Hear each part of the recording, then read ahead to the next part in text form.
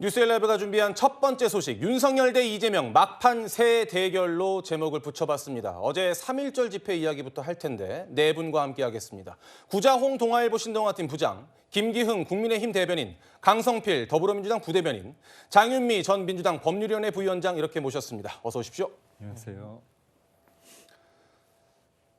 저희가 뉴스엘라이브를 드리면서 매주 집회를 많이 전해드렸습니다마는 어제는 각 진영이 정말 벼르고 별렀던 날이 아니라고 할 수 없습니다. 그만큼 총집결했는데 먼저 지금 보고 계시는 헬리콥터 영상, 탄핵 반대 집회 모습입니다. 여의대로에 마포대교 초입까지 아주 사람들이 빽빽이 들어찬 모습입니다. 탄핵 반대 집회 세력은 태극기와 성조기를 흔들면서 윤석열 대통령의 탄핵 반대를 주장을 했고요. 반면 탄핵 찬성 집회는 안국동 헌법재판소 앞에 모였습니다. 그런데 여기도 만만치 않게 많이 모인 모습인데 경찰 추산으로는 안국역 집회에 18,000명 정도, 그리고 여의대로 집회에는 55,000명 정도, 광화문도 찬반 집회가 나뉘었는데요. 반대는 7만 명 정도, 찬성은 3만 명 정도 모인 걸로 보입니다. 저희가 이 집회의 포인트로 잡아본 것, 어떤 부분을 여러분들께서 중심으로 보시면 좋겠느냐. 먼저 윤석열 대통령과 이재명 대표의 대결이었다. 대리전을 방불케 했다라는 부분입니다. 윤석열 대통령은 아직 수감 중이기 때문에 직접 연사로 나서지는 못했습니다. 대신에 윤석열 대통령의 변호인인 석동현 변호사가 윤 대통령의 메시지를 전했습니다.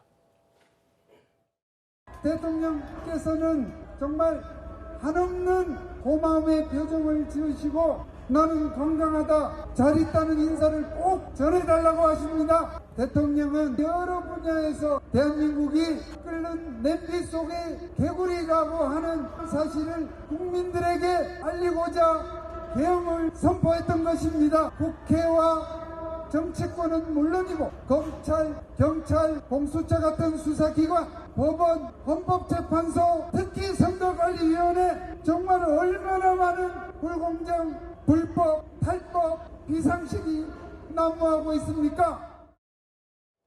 나는 건강하다, 잘 있다라는 메시지와 함께 대한민국이 끓는 냄비 속에 개구리 같아서 계엄을 선포한 것이다. 선관위 특히 얼마나 불법이 많이 저질러지고 있느냐. 김 대변인님. 네.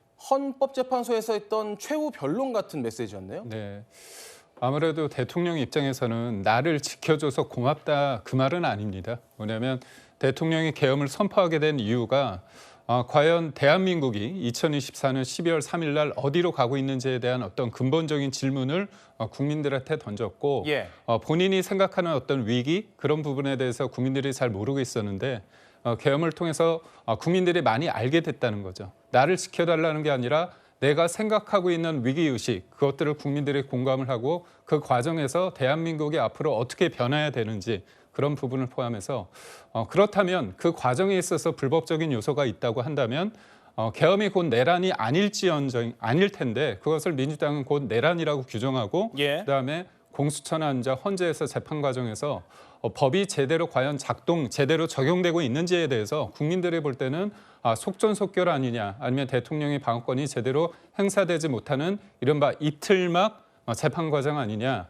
그리고 공수처의 수사 과정도 봤을 때 영장 쇼핑이라는 게 사실상 드러나지 않았습니까? 이런 일련의 과정이 있을 때 절차적 정당성, 법치가 과연 제대로 작동되고 있는지에 대한 어떤 근본적인 질문을 위해서 그런 사람들이 모여서 민주주의에 대해서 외치고 있기 때문에 자유를 가지고 외치고 있기 때문에 그 부분에 대해서 감사함을 표한 게 아닌가 싶습니다. 네, 반면 탄핵 찬성 집회에서는 이재명 대표가 연단에서 윤 대통령의 탄핵을 촉구했습니다. 이 대표 목소리 들어보겠습니다.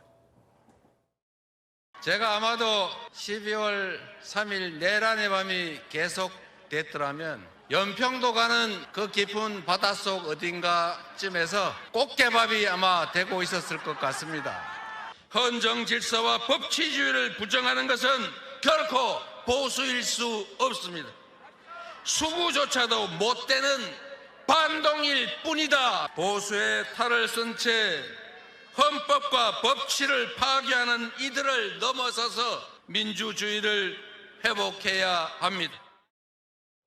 네, 강 부대변인님, 네. 이재명 대표가 직접 나서서 얘기하는 건 되게 오랜만인 것 같은데 나선 네. 배경엔 어떤 게 있나요? 사실 이제 윤석열 대통령의 탄핵 소추안이 국회를 통과하고 그다음에 윤석열 대통령이 체포가 된 이후에는 사실 민주당과 야당의 많은 지지자들은 야 이제 이 내란이라든 이 비상계엄이 잘못된 것이 끝나가고 있구나라고 이제 안심을 한 겁니다.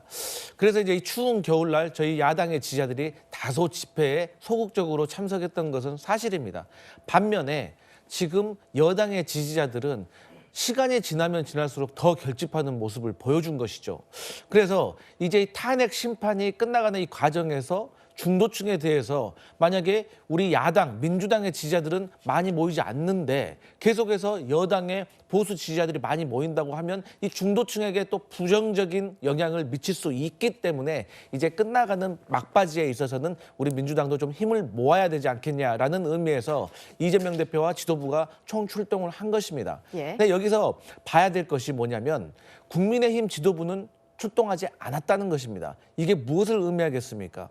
윤석열 대통령의 비상계엄이 잘못됐다는 것을 인정하는 것이고 곧 탄핵이 이루어지면 조기 대선을 준비해야 되는데 거기에서 계속 이 중도층을 바라봤을 때 이 비상계엄이 잘됐다. 옹호하는 듯한 이런 말은 차마 할 수 없기 때문에 민주당의 이재명 대표와 지도부는 연단에 서서 지지자들에게 연설을 하고 호소를 한 반면 국민의힘의 지도부들은 그러지 못했다는 것을 좀 주목할 점이 아닌가 저는 그렇게 보았습니다. 알겠습니다. 물론 방금 말씀에 하실 말씀이 있을 줄로 압니다. 하지만 제가 김 대변인 말씀에도 반론을 드리지 않은 이유는 각자의 주장을 들어봤고 이것은 이제 시작입니다. 그렇기 때문에 여기서 더 들어가지 않고 다음 이야기로 넘어가 보죠. 오늘 할 얘기가 많거든요.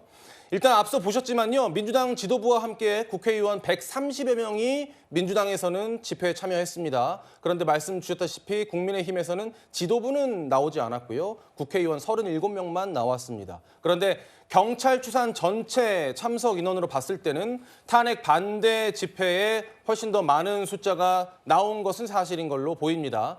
여의도에는 5만 5천 명, 광화문에는 7만 명, 그러니까 12만 명이 넘는 인원이 탄핵 반대 집회에 참여를 했고 탄핵 찬성 집회에는 헌법재판소 앞에 18,000명, 광화문에 3만 명, 5만 명에 가까운 2배 이상 차이가 납니다.